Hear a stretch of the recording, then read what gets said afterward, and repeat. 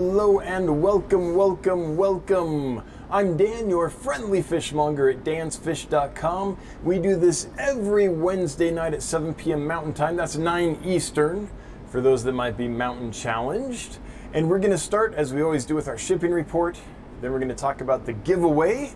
And then we'll go from there. We'll get into your questions and comments and all that schmazz. But first, the shipping report. So, I'm excited to report. Last time, I gave you this percentage. We were at 98.24% success rate for our fish arriving alive and staying alive for our customers. We are now at 98.28%. So we have bettered our score by 0.04%. So we are crawling our way up to 99%, which is our goal. That's where we usually are. For those that don't know, we just had a massive disaster at the end of January during an airport closure in the middle of winter that put a hammering on our percentage. So we're clawing back from that. But if we took that one little blip out, we would probably still be over 99% now. But we have to roll with the punches, so we're clawing our way back up. So up from 98.24 to 98.28, we're going in the right direction. So that's awesome. And it's going to take a long time to crawl our way back up just because each increase is just minuscule when you're dealing with the numbers we're dealing with. But we'll get there. It might take till the end of this year. Just if we constantly improve, it still might take that long, but we'll get there. Anyway, so shipping's going well. Thanks to all of our customers. For anyone that had a loss, I'm sorry. I know that's never fun. Been there. But we do everything in our power to make sure they get to you alive and thriving. And, the vast majority of the times that is the case. All right. Should we talk about the giveaway? Yeah, let's do the giveaway. So, Johnny, the customer service lead here at Dan's Fish, and also my right-hand guy when it comes to inventory. Without Johnny, there would be like no inventory listed on the website at all. So thank you, Johnny, for everything you do. Has taken up live food cultures, and he's raising a bunch of fish, and so needs a lot of live food. So he started culturing microworms and Walter worms and banana worms, all those little nematodes that we use to feed our fish fry, and other little fish up to about, 1.5, 2 inches or something. We'll eat them. And he's really got them cranking out now. So we have some available here at Dan's Fish, and that's what the giveaway is for today. So here's the cultures that we'll be giving away. One banana worm culture. I don't know if you can see him crawling up the side there, but it's a healthy, productive little culture. It's a starter. You'd want to take this probably and put it in a larger container and, multiply it. But here's the Walter worm culture. Same thing. Lots of worms going up the side. Nice, healthy, productive culture. And then the one that started them all back in the day when I was a kid, the microworm culture. Same thing, just absolutely lining the container. So the winner will get one of each of those cultures. Why are they awesome? Let's show you some pictures. Excuse me. So here's a close-up of microworms. They're literally a little worm, a little nematode. Just tiny, tiny little things.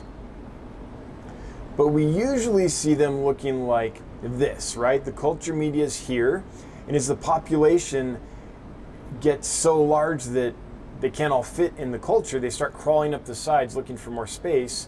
And to harvest them, it's super easy. You just take something. Some people use their finger. If you're squeamish, you could use like a plastic knife or an old credit card or whatever, and you scrape them off the side, and you put them in your tank. It's really that easy. And then the fish will eat them. I really like feeding that to like pygmy cories, Corydoras habrosus, stuff like that, small bottom-dwelling fish. The Dario really like them. Scarlet Batis love them. Dario, as do the black tiger Darios or pajama Darios. Sparkling gouramis love them. Celestial pearl Danios. All kinds of little fish, all kinds of nanofish really enjoy them.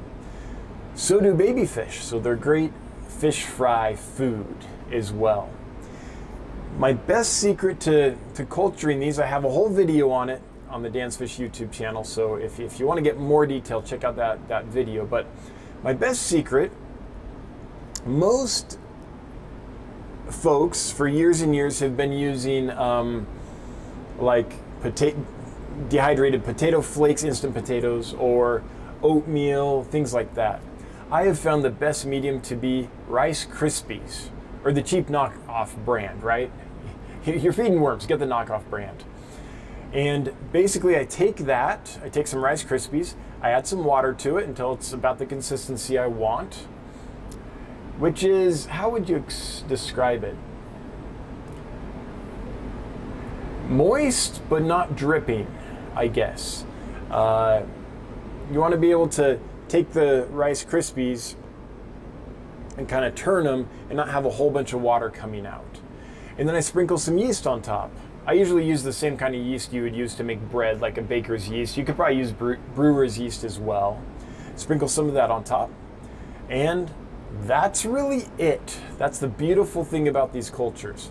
The reason I like the Rice Krispies is I found that they don't become watery so fast. They kind of hold their consistency better. They'll break down over a couple days, and kind of what you want is, you know what it's like when you make Jell-O and the Jell-O hardens? It's still got a little give to it, but it holds its shape, but it's obviously kind of a liquid. That's more or less what you're going for. And what I found with the oatmeal and the pablum, is that another one, like the baby food, and the instant potatoes and stuff, is that it's hard to get the consistency right. Often those turn really runny really quickly, and they start smelling a lot quicker. So a microworm culture will go for a few weeks, and then you'll want to take a little bit out of that culture and start a new one, because it will go bad eventually. It'll start smelling kind of sour and gross. You want it to smell like yeasty bread dough. If you've done baking and you know that smell of like the strong kind of yeasty smell as the bread is proving, there's a baking term for you, rising and getting all ready to bake, that's kind of what you want. You don't want a sour smell, you don't want like a rotten smell. So that's how you keep the cultures going. It won't last forever. So take a little bit and start a new one, throw the old one out.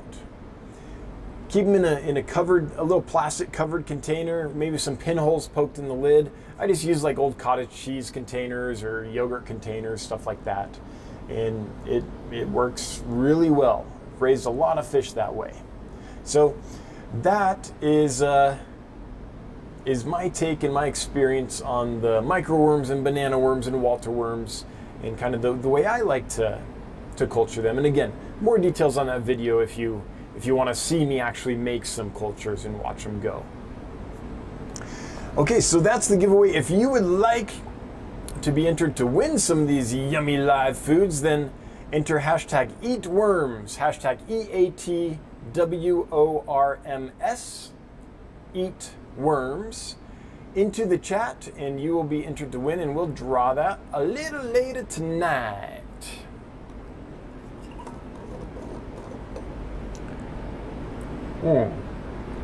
Pardon me, gotta get a little drink here. Okay.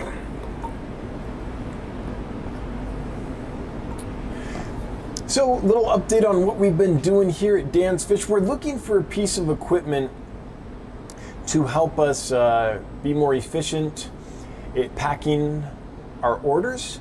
And so we've been doing a lot of research into that. So that's taken a good amount of our time. We have a new import that will be released later this week. I have not had time to go through it and see who's looking good and who will actually be ready or not. So I didn't get that together today. I will show you that next week, I think. Because before I do that, I just need to go through and check everybody, do what we call them health checks, make sure everyone's good and happy, and know who I will be listing. Because there's always a small percentage of fish that come in that need a little more time. They aren't fat enough, or they're still really shy and like hanging in the back corners and don't come out when you feed them, or straight up have an illness, right? That can happen as well. So got to go through and kind of carefully sort out who's good to go, who isn't. And then those will be listed tomorrow or Friday. I think we can get that done tomorrow or Friday. That's the goal. Maybe into Saturday. So a lot of neat stuff coming out. And then we received some new fish today that I'm very excited about. Yesterday we received some fish from a hobbyist breeder. They include a couple species of killifish, and one of them we haven't had in quite a while, and I'm excited to have it back again, and I'll tell you about it when they're ready to go. And then today we received several fish from some European hobbyist breeders, which always do a great job with their fish. Some neat apistos, some really neat live bearers, and a smattering of other odds and ends. Some catfish, excuse me. So, got some exciting fish in. They have to get through their 2-week quarantine before I can really tell you what they are and stuff. So I'll do that in a couple weeks. Tell you all about what we got and list those up. But a lot of neat stuff on the horizon.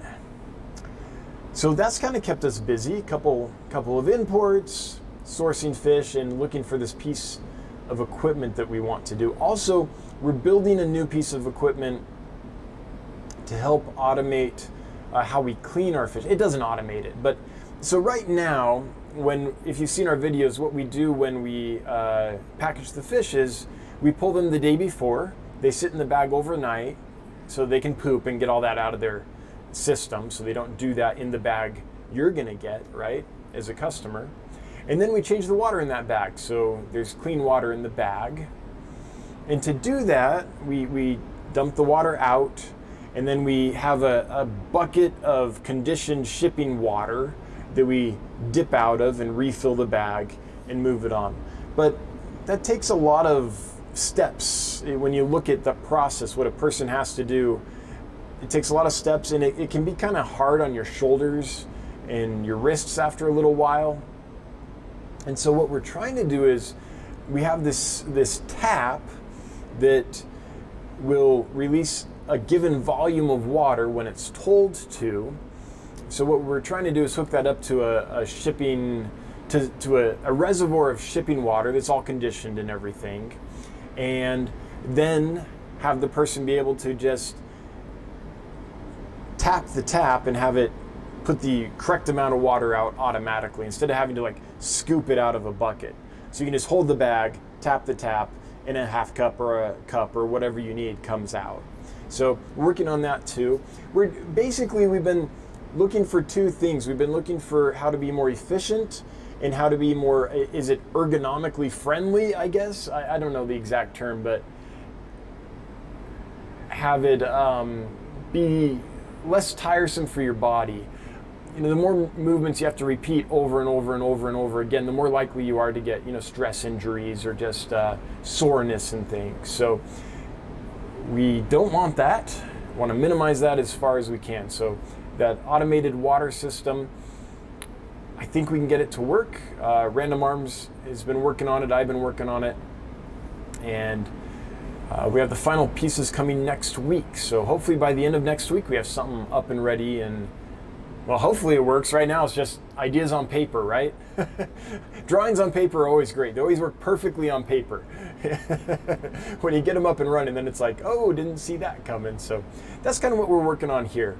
Trying to make things better for everyone that works here, make things less stressful on the body, and more efficient to boot. So all good progress. So that's my report. I don't have a ton, just a lot of the same old, a lot of shipping fish, a lot of caring for fish, a lot of trying to source good, healthy fish. And yeah, we'll have some exciting announcements coming in the future, but for now, that's where we're at. So let's get to your questions and comments. That's what's going on with me. Let's find out what's going on with you. But before we do, I want to thank my moderators for being here and doing what they do. Really, really appreciate you showing up every week, volunteering your precious time and your expertise to make this chat go smoothly. And I know I say it every week, but I want you to know I also mean it every week. So thanks. Danikin Aquatics says, we have banded gudgeon eggs. Only took 2 years. Thanks again, brother. All right. All right. Well, I'm going to have to watch for some videos. Aren't they cool how they lay the eggs? They'll find a surface, they'll lay them on there, and the eggs aren't round. They're like these long oblong shapes. Like a wiener dog. They're little wiener dogs stuck to the glass or the rock by their butts is kind of what it looks like. Just these really long, oblong, fat sausage looking things. So it's really neat. And then the male will guard those, and as he fans them, you can actually see the eggs swishing back and forth in the water. Like if you've ever seen videos of octopus spawning, like on a nature documentary or something, it looks kind of like that. It's really interesting. But congrats, Danny and Kenny E.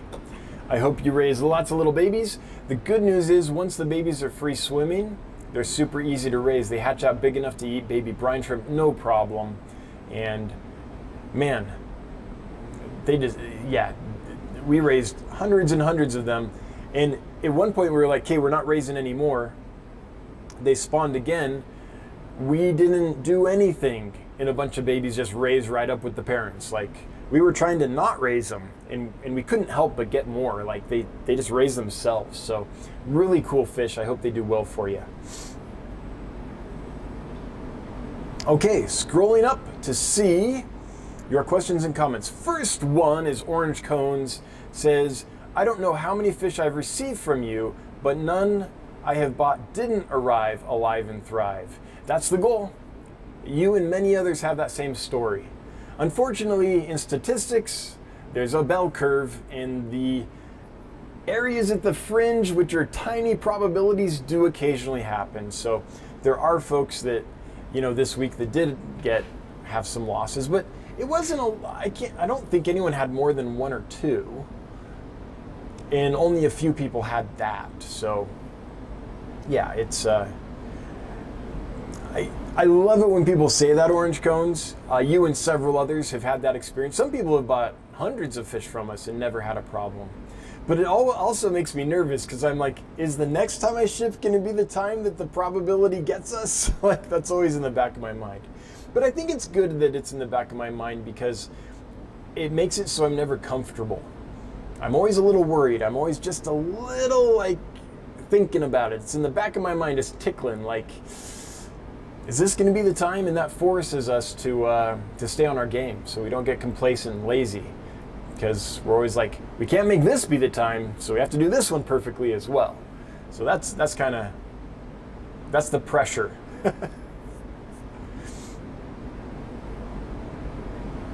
Okay.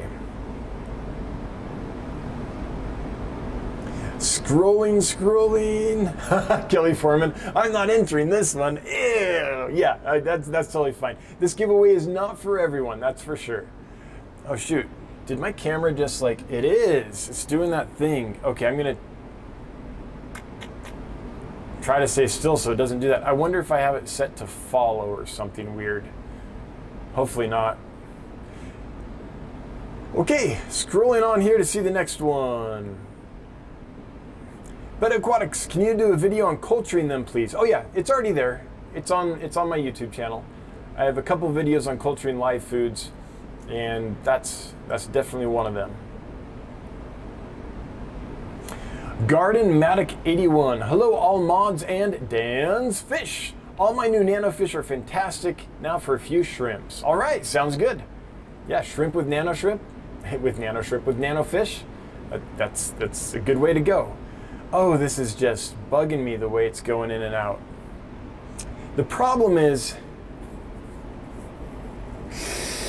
dare I try?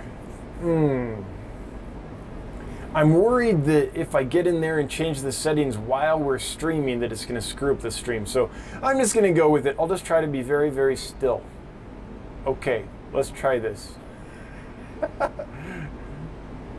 A dance fish Craig.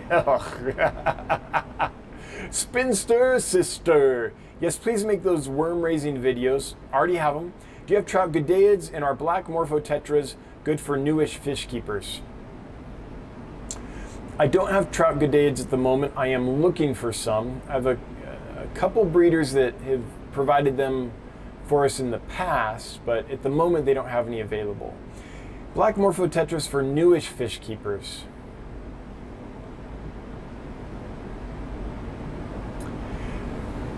If you're far enough along in your fish keeping that you can keep your tank parameters steady and stable, and we don't have the likelihood of there being some big parameter swings, specifically ammonia spikes and nitrite spikes, but other parameter swings as well, then I think you're going to be okay.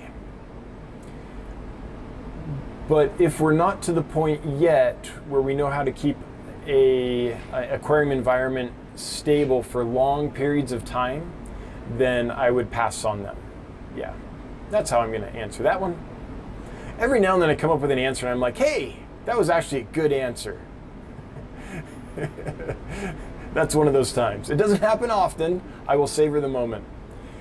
Jacob Metzner, where can I find Hyphesobricon elachthys? Not these, elachis. Let's see here, what is that one? It's a tetra of some type. I'll take a field trip here and find.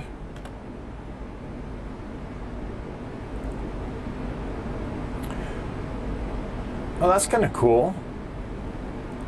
Does it have like that really long ventrals? If that's the right fish. I'm not sure. Oh yeah, look at that.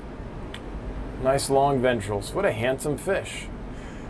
That is one I've never kept or seen or heard of before, so I really don't know, Jacob Metzer, who would have those. Not I, not at this time. Dylan Neff, can you talk about the advantages of the different types of feeder worms in the giveaway? At one point I could have, but I don't remember them all. Basically the differences are slight, but some of them are shorter and wider, and some of them are longer and skinnier. And I can't remember who's the shortest and who's the girthiest and all that, but so I can't. However, Johnny, do you know? Johnny's the one that raised these. He might know better than I. I've looked into that before, Dylan, but I don't remember the details. They're slightly different in size, though. Ira, good to hear from you, Ira. Oh, before Ira, hey, Geek Boy, been a member for 8 months. Thank you so much. Hello from Aruba. Oh, lucky you. Why did you go now, though? The weather's finally getting nice. You should have gone like a month ago when it was all nasty. Anyway, Geek Boy, hello to you as well. Now get back to the beach in the Mai Tai, and we'll see you when you get back. I hope you're enjoying yourself. That's awesome. Okay, Ira, my household will be moving to a new location to get an upgrade to taking over a garage for my fish room. Now that's a reason to move, I say. So I get to get all my tanks running soon. I'm geeked, just wanted to share. Hey, that's exciting news. I can see why you'd want to share that. Congrats. I can't wait to see how it goes for you. Please keep us posted. Robert Johnston. Did the Bonita Tetras do well in your waters? Will you get more again in the future? Yes, I've had Bonita Tetras, done great, and I will get more in the future. I have one source where I can get them, where they're aquarium bred and usually really healthy and do really well. But when I order from that source, I have to order, the last order was almost 30 boxes. Each box is 2 feet by 1.5 feet by about 16 inches tall. And we're talking about, the last order I did was probably $120,000 worth of fish. So it's not something I can do all the time. I have to kind of wait till this breeder has enough species that that I need and have sold out of enough species that they supply that I can do a large order to make it worth it. And by the way, I should shout out the folks in Los Angeles. I have a team in Los Angeles who helps with that, and they do a great job. And I forgot to shout them out last time. I should have. And one of them was like, hey, you didn't shout us out. And I was like, you are right. I should have. So there's a shout out to them, because I really do appreciate what they do.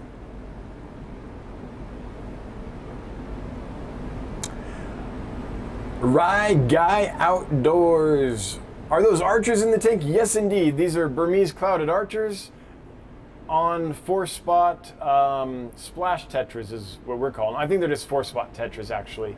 So they're closely related to copellas, which are the true splash tetras, but these are the ones that start with P. The genus starts with P, and I can never remember. Is it Perilla? Something like that. Really cool tetra in with them. The rainbows we had in there, someone bought them all, so we had to put something else in, so we went with clouded archers since it's been so long since we've been able to, well, we could have. It's been so long since we've had them behind us on a stream. That's, for those that used to watch, before we moved to the warehouse, I had a big aquarium full of clouded archers, and they were behind me for years. The good thing about that species, it's Toxotos blythii, is that it's pure fresh water. This is not one that you need to keep in brackish water. Its entire life in nature, it's in fresh water. So that makes them easy to keep. Stephen P. 2003 Aquardix. I got my giant box of 80 fish. Yeah, that was fun.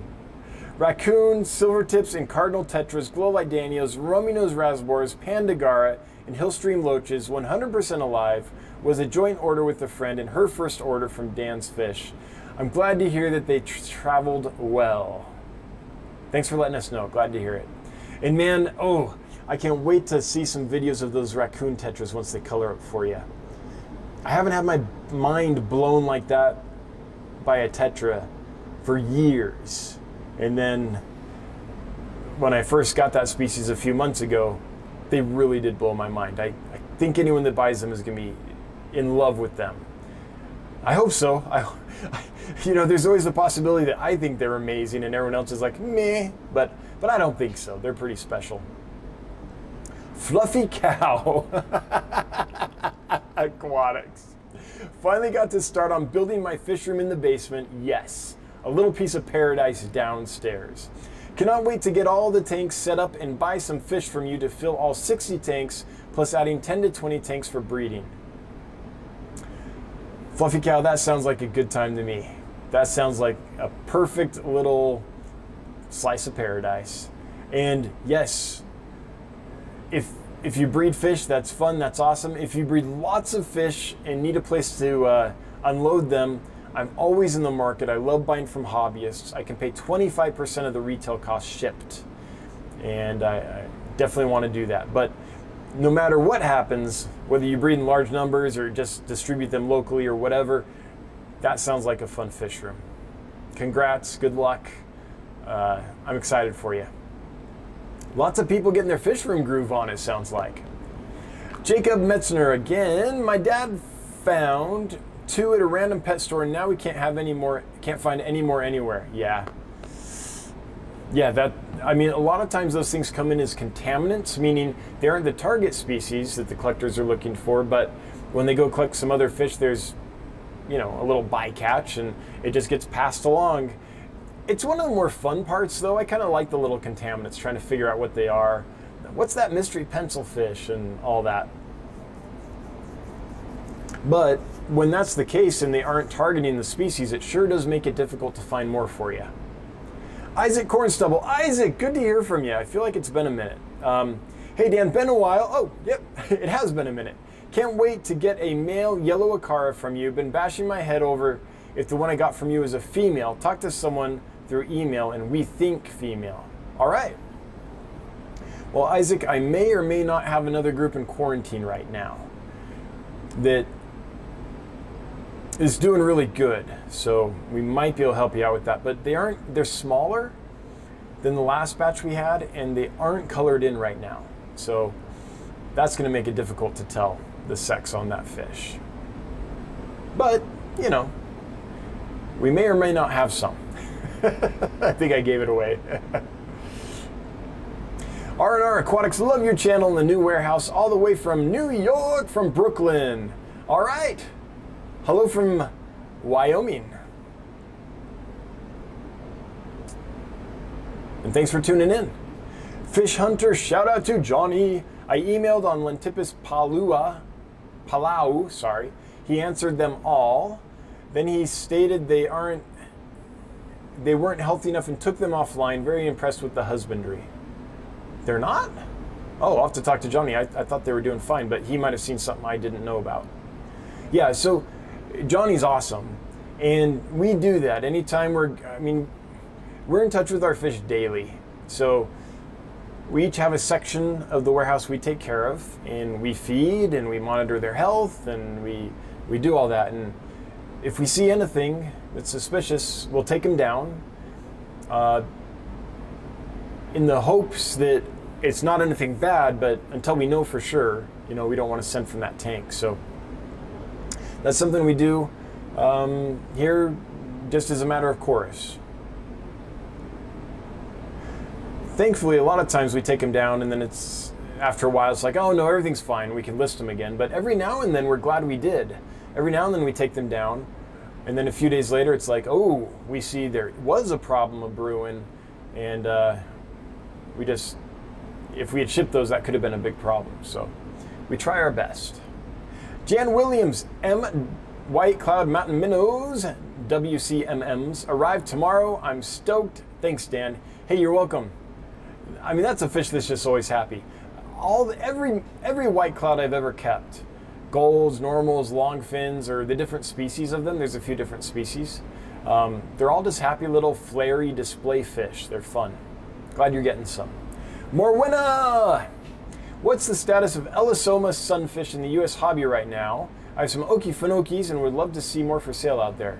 So Elisoma's never been a fish that's been like readily abundant in the hobby. It's kind of a specialized little fish. It's one that either like your native fish keepers or your killifish keepers often like to keep because it's very similar to like a little pup fish. It's very similar to a Phanius in a lot of ways. But there's never been a large number of them available. There's always a few people keeping them, but not tons. So my best, the place I used to refer people for stuff like that was Sachs Aquatics, but they have closed. They dealt specifically in little native fish and other stuff like that. So I don't know if Jonah's Aquarium has anything like that or not, but Elisoma like Gilberti is a really neat one. There's all the Elisoma are cool, but I don't know of anywhere to point you. Let's just check Get Gills real quick, just for giggles. So Elisoma, how do you spell that? Is it E-S or L-A? Elasoma. Oops. Did I get it right? E-L-A-S-S-O-M-A. E-L-A-S-S-O-M-A. Nope. Sunfish? Nope, I don't see any there. I'm sorry, just don't know who might have some available right now. S&R Fish. Will Dan's Fish buy from a hobby breeder in the Netherlands? Oh, I would love to. The problem is then you have all the import regulations and stuff.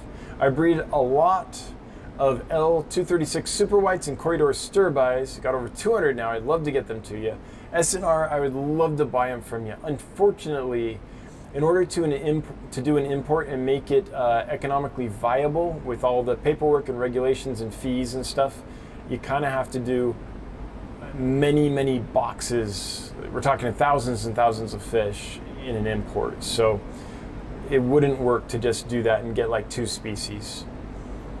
I wish it would though, because man, I don't know what it is about you European fish hobbyists, but every time I see your tanks, I'm just like, man, those are beautiful. And the fish look great. And the European fish breeders that I know, they do a great job. Like the lines, there's variation in every population, okay? I don't want to generalize too much, but I'm saying positive things, so I guess I can generalize. The fish breeders in Europe that I usually get stuff from, they've worked those lines, they're crisp. You can just tell looking at the fish in how uniform the batch is and all those little telltale things that it's a strain that's been worked really well. And didn't just throw a whole bunch of fish in a pond and pick them out later, and we're like, I guess these will do. I'm going to grab a few for next year, throw them out in the pond. It wasn't that. It was like, okay, here's the best ones, just going to breed those. And then here's the best ones from those, I'm just going to breed those. And I just love how you guys operate. Unfortunately, unless it's a lot of fish, I just can't do it. Oh, okay. Those gobies are skinny. All right. Thanks, Johnny. So that's the other thing we look for. Are these guys like fat and sassy? And if they're not, we just wait till they get more weight on them. Reels tanks. What is the best food for scuds? Any kind of algae that grows on a surface. Like if you have a tank full of hair algae, pull that out and throw it in the scud tank. They'll eat it right up. But barring that, we give them zucchini, and we also give them pellets, like big, like we call them bottom scratchers. What is it? It's like extreme catfish pellets or algae wafers from Hikari work well. You can give them some Massive or Delight every now and then. So big kind of pellety foods that don't just break down into powder real quick, that kind of hold their shape for a while. So that's kind of how they get their protein, and then we feed them algae, and when we don't have that, then we feed them zucchini. Or any vegetable, really. I mean, they're like chickens. You can feed them almost any table scraps. I'm sure there's some stuff you couldn't, but if you stay away from like the onions and garlic and citrus, no, I fed them citrus. They ate that just fine. I gave them like an orange wedge, kind of cut it a little bit so they could get inside the skin and get to the little juicy cells, and they loved that. So, yeah, I will say when I had them at the house, I fed them all kinds of veggies. Yeah. So I would do that. I'd give them kind of veggie type table scraps, and then some kind of like pelleted fish food that holds its form well in water. It's kind of water stable. For some protein occasionally. The scuds are easy. They are not picky. Mr. B's CPDs. Will you be getting any Rhamnocentris from other creeks or collection points? I hope so. There aren't that many available in quantity where I could buy them. It's hard to source. The only guy I know really doing it in quantity right now is Marcel, and anytime he has a rat available, I buy it. So if he has others available, I will be getting some, but yeah, don't know. Like, I wish there was more people breeding more collection points. Colby Stud. Main physical difference between Neocaridina and Caridina shrimp. Also, can rabbit snails go with multis? So I would not put snails with multis. I mean, maybe they could go okay, but every time they poked out of their shell, the multis are going to nip at them. They do have the little trap door, so if they're pulled in tight, they'll be safe, but I think they just get harassed to the point that they would die. That's my guess. I've never tried it. I could be totally wrong, but knowing rabbit snails and knowing multis, that would be my guess of what would happen. And I don't know the physical differences between Neocaridina and Caridina. What I know is that in general, very broadly speaking, Neocaridina seem to be easier for the beginner shrimp keeper. Neocaridina don't mind hard alkaline water, typically, whereas a lot of the Caridina, if we're talking about the crystal reds and stuff like that, in the morphs that have been derived from that species, then my understanding is they prefer softer water, kind of different water conditions than the Neocaridina. But as far as breaking down their actual physical differences, that I don't know. What I have found, though, is no matter how much I've read about Neocaridina liking hard alkaline water and Caridina needing softer, maybe even more slightly acidic water, it hasn't been my experience. I've kept both species in very soft water, no problem. Bred, multiplied, did great. And I've kept both species in hard alkaline water, no problem. Bred, did great. So I think if the water's stable, then you're probably fine. Although there are some Caridina shrimps, like the types from the Sulawesi lakes and things like that, that do come from fairly alkaline water. So that might be a case where if you're getting wild ones especially, where you don't want to, mess with put them directly in soft water or something like that. But I bet after a generation or two, it'd be fine.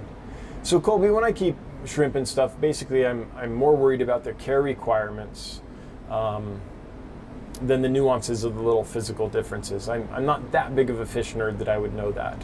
But I'm sure there's several people in the chat that do know that. So could someone chime in and let Colby Starr know what the physical differences are, if you know? Because I don't know. Orange Cone saying something and then chat jumped. It's a chorus for sponges you've used. The second one.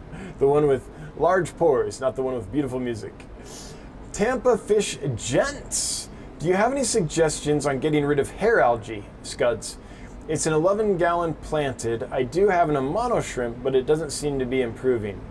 So I've had good luck with Amano shrimp, but I needed an army in about 2 months. So I've had, I don't think the camera will quite see it. There's a tank just right off yonder, right over there, that has a lot of hair algae in it. And we put in a couple hundred of Amano shrimp in it, and they've definitely made a dent, but it wasn't fast. We've done that with a few tanks full of hair algae. When we bring in a big group of Amano shrimp, it's like, well, obviously they're going in here. It's like free food for them and an easy cleanup for us. I have found that an army of true Siamese algae eaters will clear hair algae as well. Did that with the last import of true Siamese algae eaters that we brought in. We had a tank full of hair algae and we did a little experiment. We put, I don't know how many, 100, something like that in there. And it took a few weeks, but they did eat it down really well. So Amano shrimp might as well, but you probably need, or Amano shrimp will as well, but you probably need the army of them. Not that, not just the one. And Scuds will do it too. If you get a good group of Scuds, they'll definitely eat hair algae for sure. But not everyone likes Scuds. They kind of get in the tank and they're not going to leave unless you like Dimmelin X them or kill them off with some kind of chemical. Oh, good. Fish Hunter says, I purchased raccoon tetras a few weeks ago. They're doing awesome and starting to show their colors. Thinking of getting some angelfish. Do you think they will be fine together? I think they'll be totally fine together as long as the angelfish you get, I would start with some smaller ones so they can all kind of grow up together. I wouldn't start with like big ones because they have big enough mouths, they might be a little nippy. But I could be wrong. Adult angelfish might do just fine with those tetras, but I have a feeling they would nip at them. And the smallest of our raccoon tetras could probably be swallowed by a large full-grown angelfish at this point. They still have some growing to do. But I'm glad to hear they're starting to show their colors because, yeah, just wait. If they're just starting to show, that's awesome. Just wait. They're amazing. Chevy Fish, Jonah's aquarium has some Elisoma. Okay, there, great. Awesome. Good job. That's great, Chevy Fish. So there's your answer. Oh, sorry about the camera focusing in and out, folks. I know what it is. I left a setting that we changed when we were doing some video work earlier. I forgot to change it back before the live stream. And so now it's trying to follow me, and so it's jumping in and out. The problem is, if I turn it off to fix that now, if I make that adjustment while we're live, I'm afraid I might kill the stream. So yeah, it's just gonna be a little odd like that for a little bit. Will you order glass belly guppies in the future? I would order glass guppies if I found them from a supplier I trust. And I don't know anything about glass belly guppies. I'm assuming that it's just a pigment thing and it's nothing that's like, harmful to the fish or makes the fish miserable. So if that's true, then yeah, I would order them if I found them from a reliable supplier. There are some fish that are popular in the hobby that I wouldn't bring in just because I don't think that what we've done to that fish makes it capable of having a good life. I'm thinking of things like rosetail bettas. Yes, we bred the finnage on that strain of betta to such an extreme extent that now that fish can't even really swim. And that seems wrong. Some of the telescope eye type goldfish, I tend to avoid those. I just worry that they're going to injure them, right? I just think that it's like if your eyes are just out here on a stalk and not protected by your sockets. I would have poked my eyes out like 1,000 times by this point in my life. So that's one that I worry about. There's a few like that. So provided that the glass belly trait is not something like that, and the fish can still swim normally and have a normal life and be a fish, then yeah, I'm happy to bring them in. But I don't know that much about that strain. Fluffy Cow Aquatics, thank you. Looking to add those fish you are looking for. To get the population up to sell to you, easy transport over the Bighorn, no shipping, door-to-door service. Now that sounds like a good deal. Let's do that. That's the best. If we can ever avoid, anytime we can avoid shipping when we get our fish in, that's always nice. Candy's World, rams, cribs, or pistos, which would you pick for a community tank? Do you have a favorite? Between rams and cribs, I imagine we're just talking about pelvicochromis pulcher. I would probably go with the rams just because I think they're a little more peaceful. Not that pulcher is super aggressive by any means, but I think the rams are a little more peaceful, and specifically I'm thinking of Bolivian rams when I say that. So between all of those, I would probably go with Bolivian rams.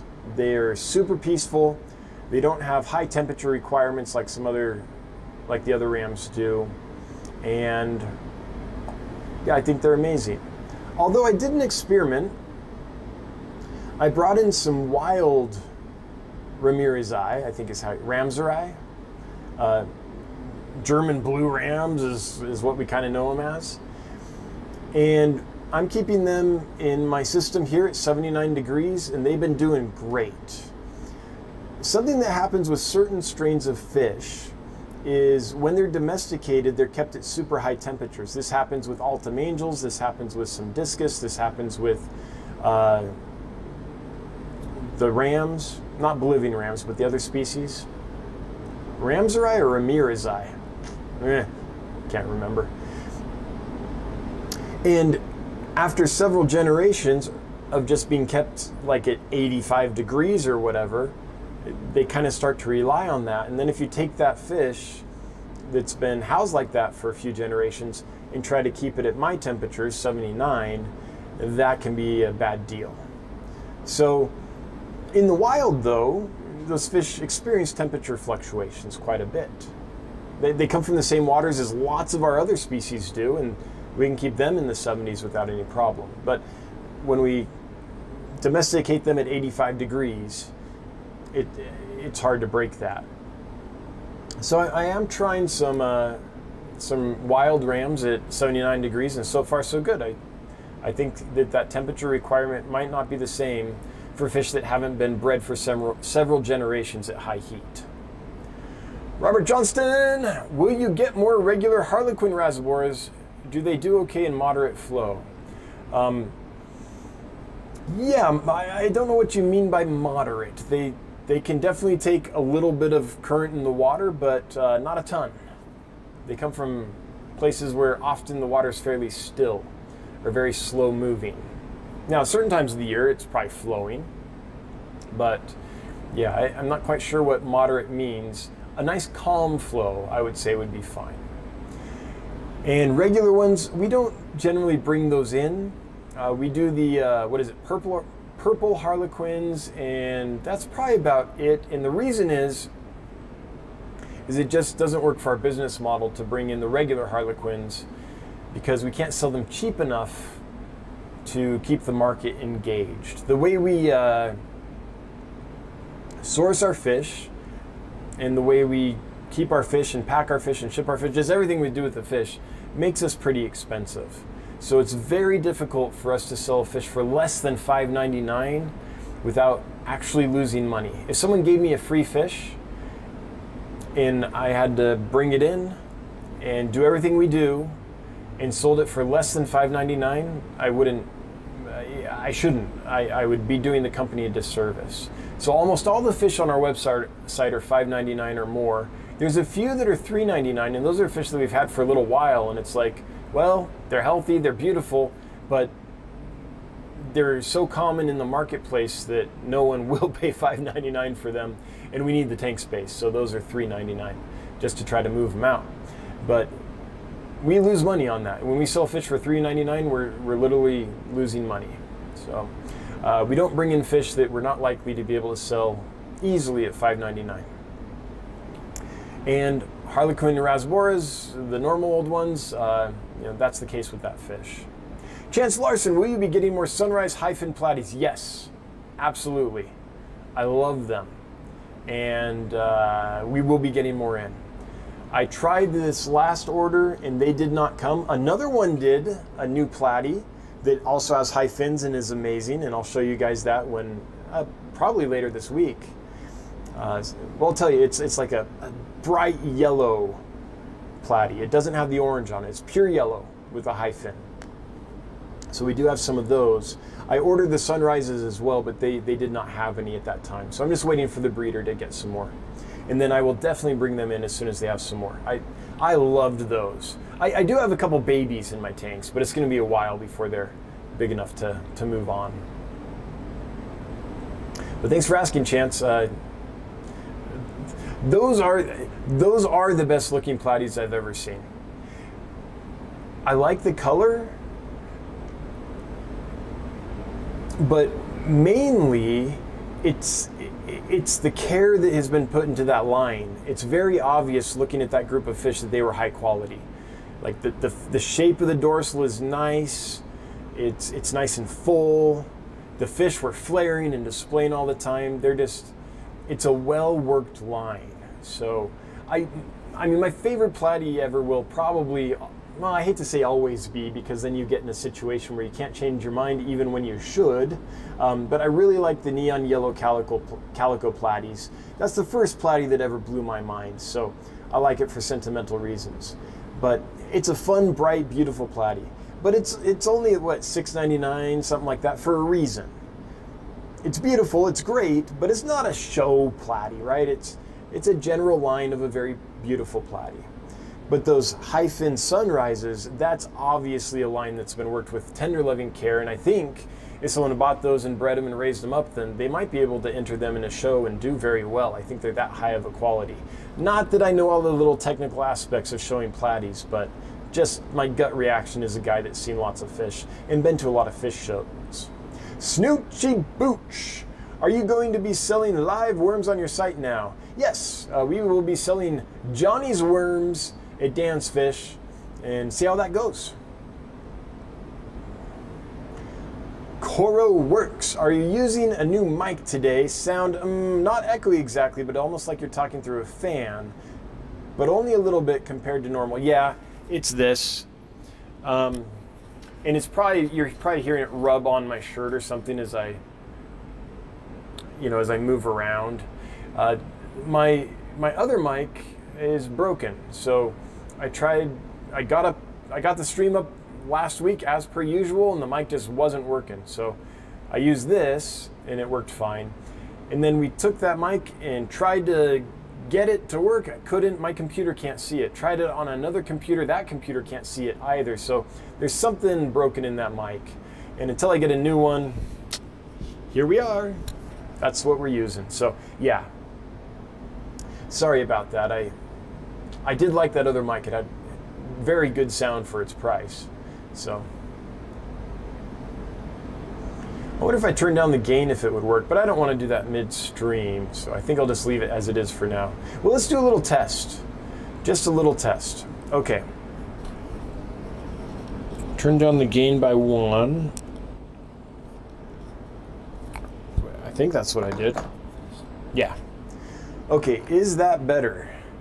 I just turned down the gain a bit. That might make it seem a little less choppy, a little less fan-like. So let me just hear, do folks like that better or not? And while I'm waiting for folks to chime in, I'll just scroll up here. Jacob Messner says, it's great you'll be offering those worms. They're hard to find for raising fry. Same. That is better, less choppy, slightly quieter. Okay. Let's see what other folks have to say about it. Clear but slightly lower volume. So is that a problem? If you're listening on a phone, is it such low volume that now you can't hear clearly? Because if it is, I'll turn it up. But if it's a case where you can just turn your volume up a little bit, and now we have it clearer and you can hear clearly, then I'll keep it. But I hate it when I'm trying to listen on my phone and the volume's not high enough. Less background sound. I love the filter hum. Yeah, that is what is here. Sounds fine. I can hear fine on my phone. I'm on a phone. No Dan too low, says Terry Gorsh. Volume is good. It is better. Less background noise as well. Nope, Dan, can understand you better on my phone. The volume seems good. Crisper audio and all that jazz. Phone is good. It seemed fine before and fine now. Mobile as well. Sounds great. Okay. Sounds like it's actually pretty good then. All right. So I will keep it here and we'll see how that goes throughout the stream.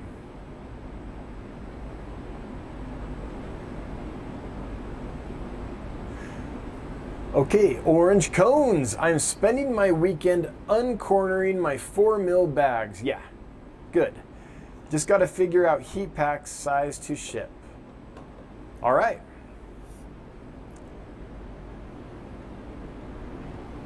So orange cones, we ship in with 3 sizes of heat packs.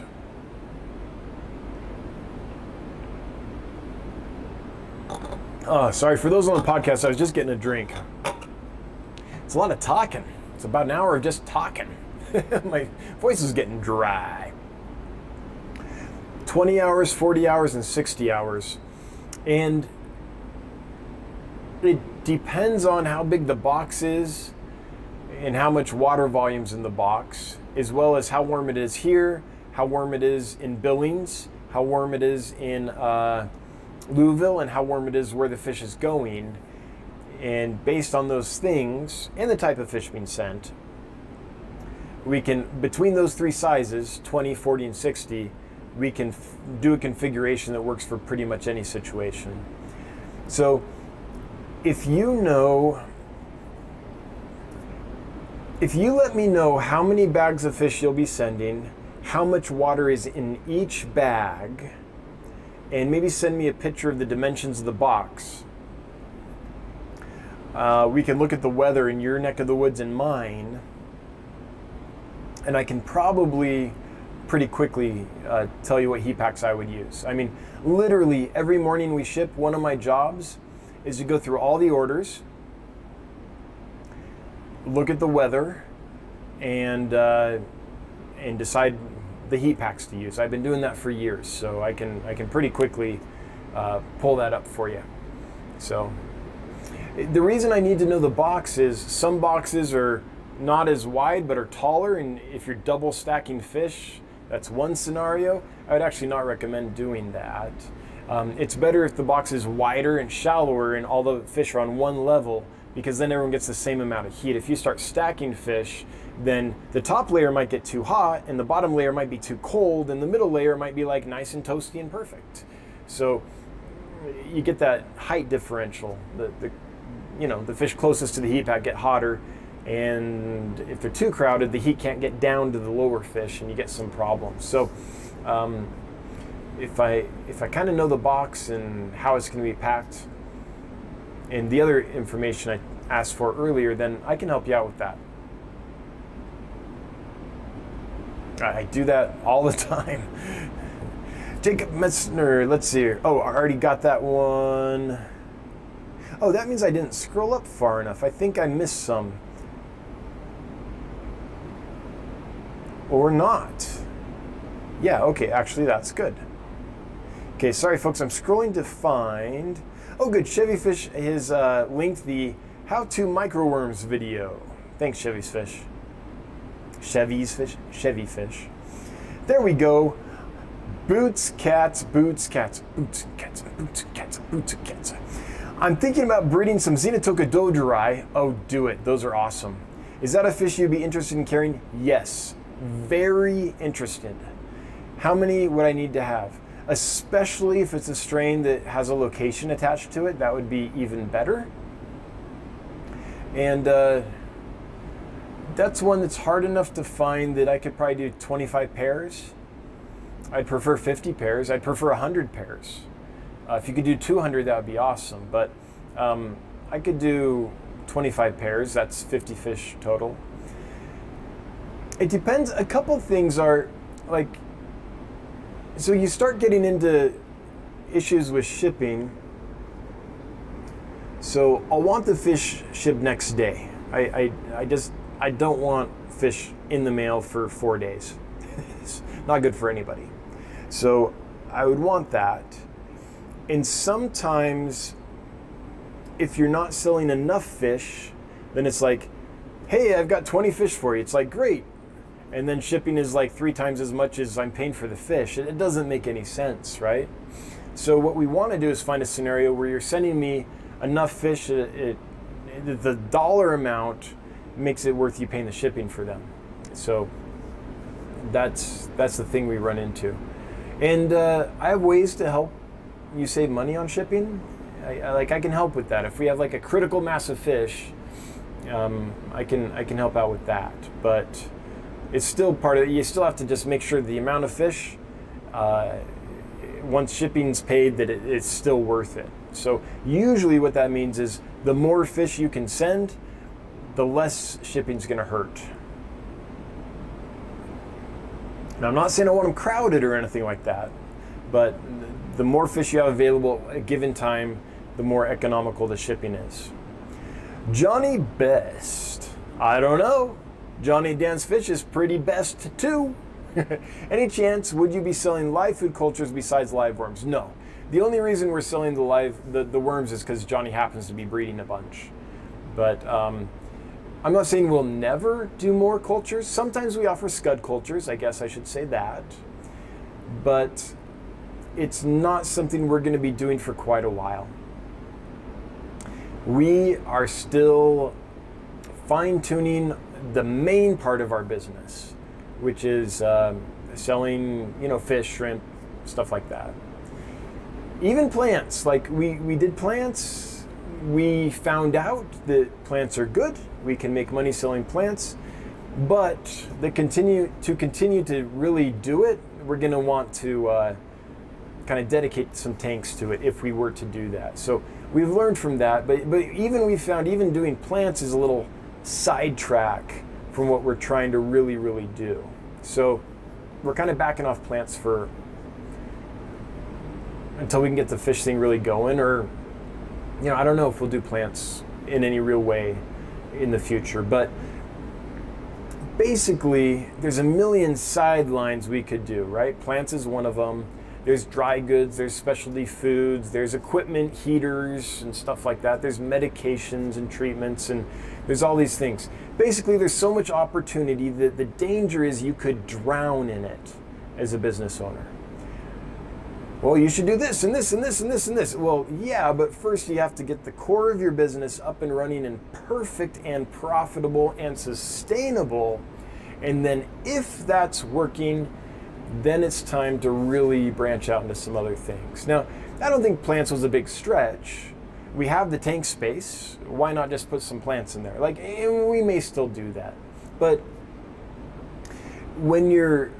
it is a different process though for pulling the plants and dealing with them when they're shipping. And anytime you take a system and add a difference to it, you complicate the system and make it can throw a wrench in the whole thing. And so, shrimp and snails and stuff, that's close enough to a fish that we can kind of just do that in system pretty much. We've done those tests. We know how to do that in system. Plants is a little different. Dry goods even more different. Medicine, really different. So there's a lot of stuff we could be doing that we're just not going to do. Live foods is one of those. That would just be another complication in the process. And I think I will eventually love to do that, like breed and sell a bunch of live foods so that people have them available because they're so helpful. But again, the core of the business has to be up to scale, profitable, and sustainably so before you really want to add sidelines. So since Johnny's doing it for his own fish at his house and has extra, then we'll sell some, but it's not something we're going to focus on much. And scuds, sometimes we have more than we could use. We use lots of scuds. We grow them here because we use them all the time. But usually our demand exceeds our supply. But every now and then we get extra scuds, and then it's like, sure, we'll list some for sale. But it's not something we're going to focus on yet. Orange Cones has the 40 hours. Okay. Would you send me an email, Orange Cones, with that information, and I will, how many bags, how much water in each bag, and the dimensions of the box and kind of how you plan to pack it, and then we'll go from there. Nathan Hovey, does gassing off tap water remove chlorine, chloramines, as well as the ammonia? So it removes chlorine, but not chloramine. Chloramine is an insidious little fella that's purposely concocted to not evaporate because it makes treating water systems, like municipal drinking water systems and things like that, easier because you're not losing the chemical to evaporation like you do for chlorine. In ammonia, I have no idea if ammonia evaporates. I don't think so. I don't think you're removing ammonia through gassing off. I think you're removing ammonia by biological conversion through little organisms that eat it.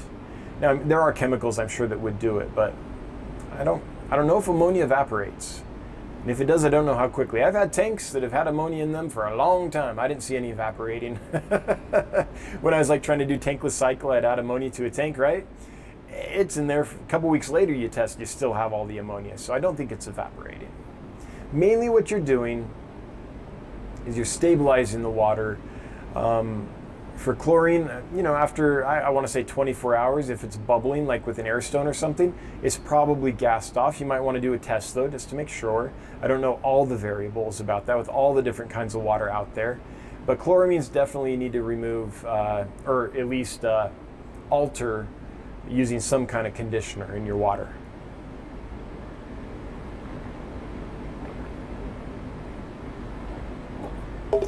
Whew. Is Brenda singing today? Asked Orange Cones. She was working mightily on it. I don't know if she finished it. Let me see. She'll probably have sent me a text here if she got it done.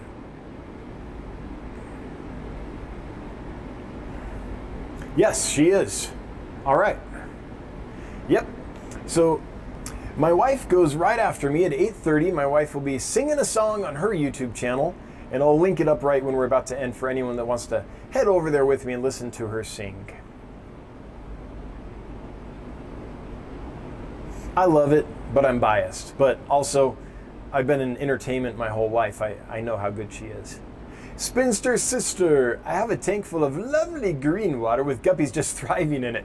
Can I add a bowl full to my swordtail and platy tanks as extra water veg? Absolutely, I do that all the time. Yep, transfer the green water. Spread it around like love. Jeff Koski, loving the fish I got from you. Was wondering for the CPDs, does the female drop the eggs and then the male goes in and fertilizes, or is the male just going in behind for a feast? The male's probably, do you have a mop or moss or something? The male's probably chasing her in and kind of going right next to her and expelling his sperm simultaneously or more or less with her laying the egg would be my guess. He's probably kind of going up right to her side and maybe even clasping her with his dorsal and anal fins. I don't think she goes and drops and then he follows and fertilizes, but I could be wrong. There are some fish where you have the spawning media, the female goes boof, and then the male goes boof. And each boof is a release of gametes. So I could be wrong about that, but I bet he's going up and snuggling real close. And then they're probably doing the deed together, would be my guess. All right, let's see here. Oh, chat jumpity jumped. Hang on, I'm scrolling up. But I guess I should ask that. Someone that's bred them more recently than I have, The male clasps the female, doesn't he? Gets right up next to her and kind of clasps her with his fins and quivers by her. Is that correct? Or am I wrong? I mean, even tetras, when they spawn, usually they're going up and kind of quickly hitting together and releasing their gametes and then moving on. Spinster Sister, I have a tank. Oh, already got that one. And okay, and that was Jeff. Okay, I'm almost back. Finding where I was before the chat jumped. There we go. Jeff Koski, I don't have a mop. They are going down into thick plants. Yeah, okay. I think it's time to do the giveaway. Let's do it.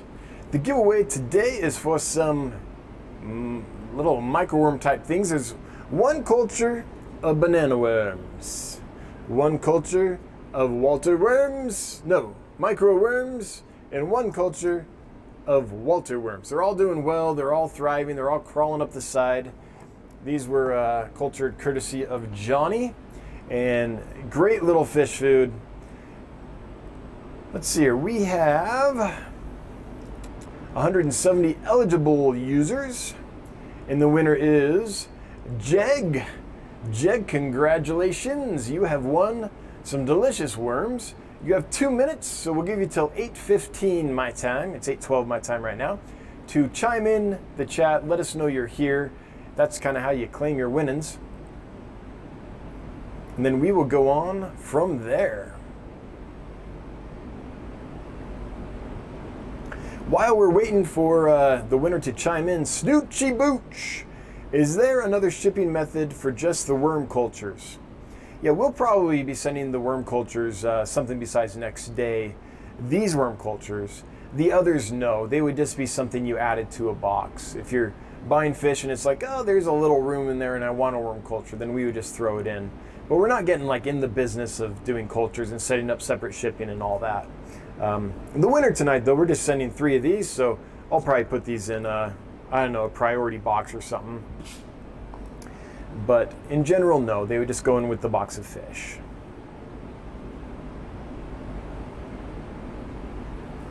Okay, let's see if our winner has claimed.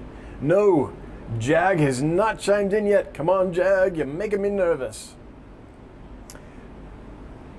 Okay. Ira Nelson. Forgot to say, my rosy minnows are on their 4th or to 6th cluster of eggs. Okay. All the babies have been eaten so far, though. Yeah, fish can do that. Oh, why am I... Sorry, I'm showing this. There we go. That's the right screen. I get there eventually, folks. I get there eventually.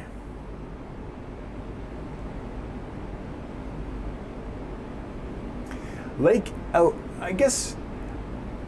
Is there some kind of mesh doodad you could put in there to kind of separate the parents from the fry and give them a shot? All right, I suppose maybe you'd have to remove the parents or the eggs. I know people can breed those in large numbers, so yeah. Lake F, how's the hydrophilic Lancea pink lady plant doing? I've seen it on the site for a while, and I know it can be a delicate plant. It's doing fine, but it did go through transition. So when I took that picture, it was a fairly new plant. It was immersed grown. So a lot of those leaves have died off. It does have new immersed growth. It's alive and healthy, but it's nowhere as full as it was. But there's several stems on there, and it's pretty tall. 7 inches tall at this point, something like that, 6 inches tall. Maybe a little taller.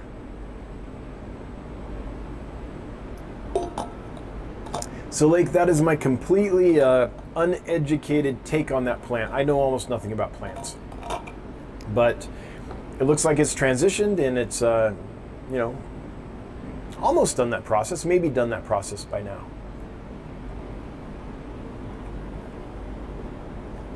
Oh. There he is. All right, Jag. There you are. So Johnny says he chimed in right after the drawing, so I guess there was just lag in this program I'm looking at right now. Sorry about that, Jag, but you've won. Congratulations. If you would send an email to hello@dansfish.com, That's HELLO at dansfish.com with your first name, your last name, and your mailing address. Then we'll get these off to you. We need to know who we're shipping them to and where we're shipping them pretty much, and then we can take care of yous. And we'll set the shipping day and all that. Dave Jones, any Super Schwartzy Corys coming in? Yes, but no time soon. There's that's another one that I'd want to get from a specific supplier, and they don't have them in that often. So that is one that I'd like to bring in for sure. I love those Super Schwartzies. They were awesome. And when I can, I will, but it's not something I can do regularly. Lake F, by the way, the fish are looking amazing from the recent shipment I got. Oh, I'm glad to hear that, because I remember that box. It was big. And if something bad happened to that box, I would have been very sad for you. Yeah, that would have not been good. So I'm glad they arrived in good shape. I'm glad they're doing well. Thanks for letting me know. That it's always good to hear. Okay, let's see here. It looks like, folks, we are slowing down in the chats. And there's only 205 people here. That's not bad. I mean, I remember when there was 8, so I'll take 205. But I kind of knew that, Livefood wouldn't be the most massive draw, but I think it's cool that Johnny made these, and I know some folks need them. So, but there's a lot of hobbyists that don't want to mess with worms. Kelly, I'm thinking of you. So I get it. So I'm going to show you something real quick and share the link to my wife's premiere that will be happening in about 13 minutes? Yeah, 13 minutes at 8:30. It's 8:17 my time right now. And then I'll get back to the questions and comments that are still coming in. So here's my wife's channel. She'll be singing What a Wonderful World. And there's a link to it for anyone that wants to join us afterwards. No pressure. I know we're a fish channel. That's different, right? Music's not for everybody. So I get it. There's no pressure. But if you want to hear her sing, and I know a lot of folks here do, then that's the link. And let's see her. Scrolling here, Kelly Foreman throw down a generous super chat just to say no worms. That needs to be a t-shirt, Kelly. The no worms t-shirt.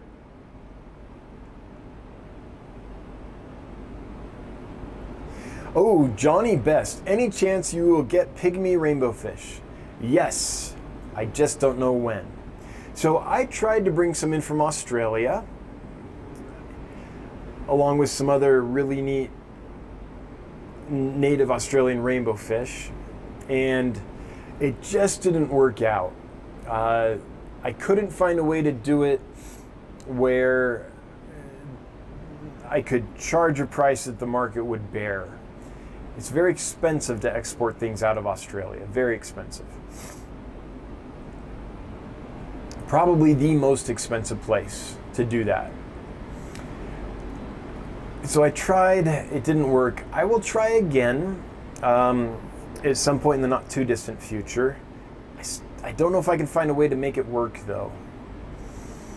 But there are some folks in the United States breeding them, and eventually I'll find a way to get my hands on some.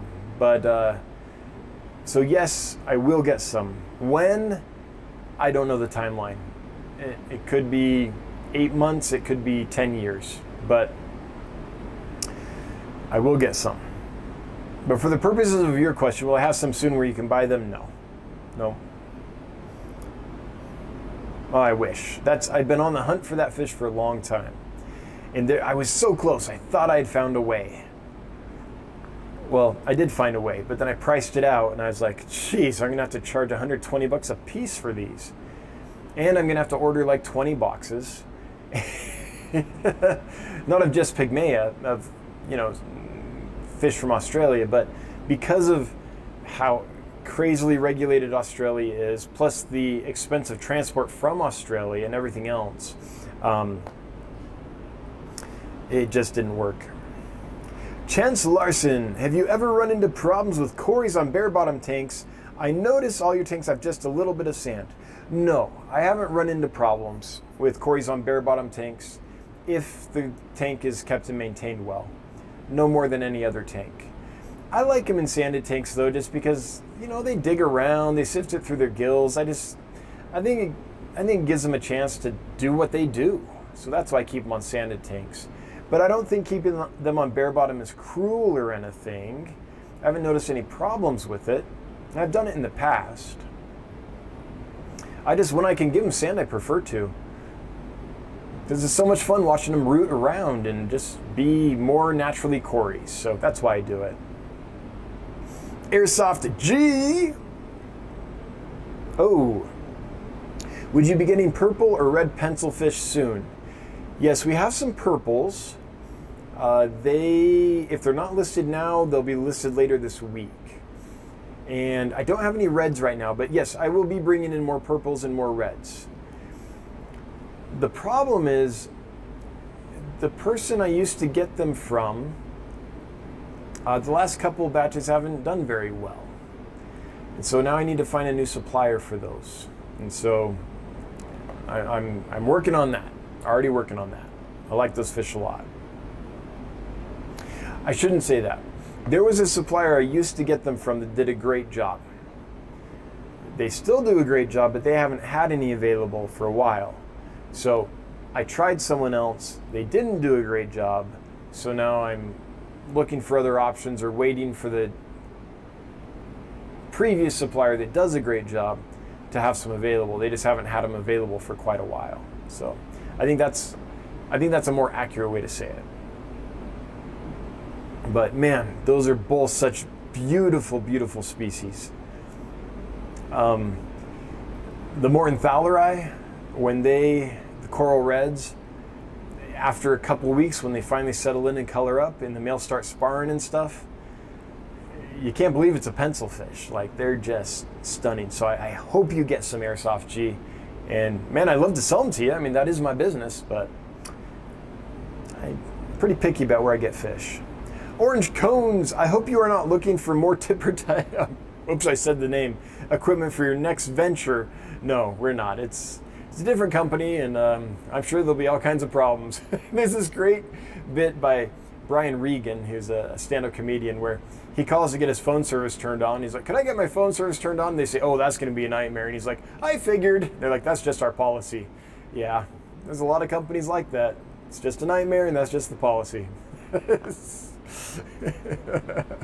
All right, with that, we've reached the bottom of the chat, so I'm going to go ahead and close down this show.